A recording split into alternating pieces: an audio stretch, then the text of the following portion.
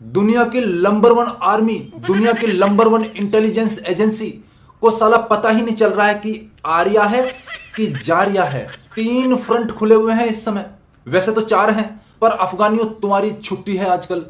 तुम आगे के एग्जाम की तैयारी करो। अभी पीओजे के बलूच और पख्तूनों से ही हम काम चला लेंगे।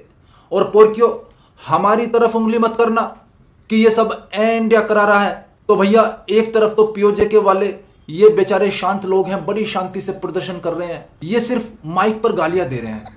कोई 1-2 पोरकी मिल जाता है तो उसकी पैंट उतार कर खंबे पर लटका देते हैं। लेकिन ये जो बलूच हैं और पख्तून हैं, ये बड़े नोटी किस्म के हैं।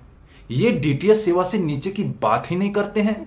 अभी पिछले हफ्ते टीटीपी वालों ने कराची में डीटीएस सेवा दी थी, और अब कल बलूचों ने ग्वादर के जीवानी कोस्ट गार्ड कैंप पर, जिसको ये लोग बोलते हैं कि यहां पे परिंदा भी पर नहीं मार सकता, वहां पर खुले आसमान के नीचे डीटीएस सेवा दी है। और सुनने में आ रहा है कि 30 से ज्यादा पाकिस्तानी सुरक्षा कर्मियों ने डीटीएस सेवा का भरपूर लाभ प्राप्त किया है। पोरकियो, इधर तो आओ।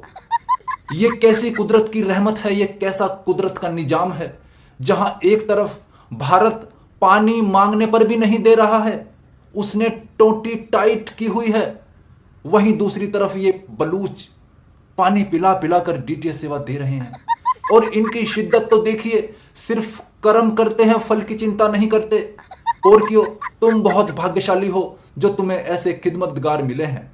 और सेवा देने का वही पुराना तरीका, डीटीएच गाड़ी में आते हैं, डीटीएच मटेरियल से भरी गाड़ी मेन गेट से टकराते हैं और फिर अंदर घुसकर सेवा का प्रोग्राम 1 घंटे तक चलता है। लेकिन देखो कैसी बैंड बजी पड़ी है दुनिया की नंबर 1 और सबसे तेज मीडिया विंग आईएसपीआर की। जब भी कश्मीर पर कोई ट्वीट करना हो तो इनका इंटरनेट 5G से भी तेज चलता है। लेकिन जैसे ही ग्वादर के जीवानी में डीटीएस सेवा दी गई है, इनके आईएसपीआर के ट्विटर हैंडल पर ऐसा सन्नाटा पसरा पड़ा है कि जैसे सरकारी दफ्तर में कोई लंच टाइम हो गया हो। और दूसरी तरफ बलूच लिबरेशन वाले चिल्ला चिल्ला के कह रहे हैं, वीडियो जारी करके कह रहे हैं कि भैया हमने फतेह स्क्वाड भेजकर 30 से ज्यादा पोरकियों को डीटीएस सेवा दी है।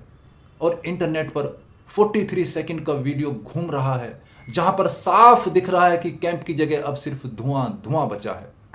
लेकिन पाकिस्तानी आर्म्ड फोर्सेस कह रहे हैं कि हम नहीं मानेंगे। हम जब तक नहीं मानेंगे, जब तक हम खुद मलबे की एक एक ईंट नहीं गिन लेते, तब तक हमारे लिए वहां सिर्फ सब कुछ चंगा सी। लेकिन पता है दोस्तों, सबसे बड़ा दुख का बाट क्या है? सबसे ज्यादा दुख किसको हो रहा है? हमारे चिंग चेंग चुंग यानी चाउमीन मंचूरियन को चाइना ने अरबों डॉलर फूंक दिए इस ग्वादर पोर्ट और सीपैक के चक्कर में। चाइना सोच रहा था कि पाकिस्तानी फौज उसके प्रोजेक्ट को सुरक्षा देगी। अब चीन बैठकर सोच रहा होगा, जो साले खुद के कोस्ट गार्ड कैंप में डीटीएच ट्रक नहीं रोक पा रहे हैं, वो हमारे इंजीनियर्स को क्या खाक बचाएंगे। लेकिन दोस्तों, अगर आप लोग इन सब बातों के चक्कर में आ गए तो फिर तुम पोरकियों को अच्छे से पहचाने ही नहीं हो। अरे यही तो इनका बिजनेस मॉडल है।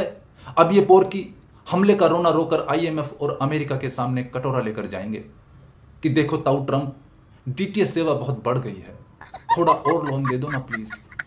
तो दोस्तों, क्या लगता है इन पोरकियों को बलूचों की डीटीएस सेवा पसंद आई होगी? क्या ये डीटीएस सेवा फ्री में ले लेंगे या इसका भुगतान भी करेंगे?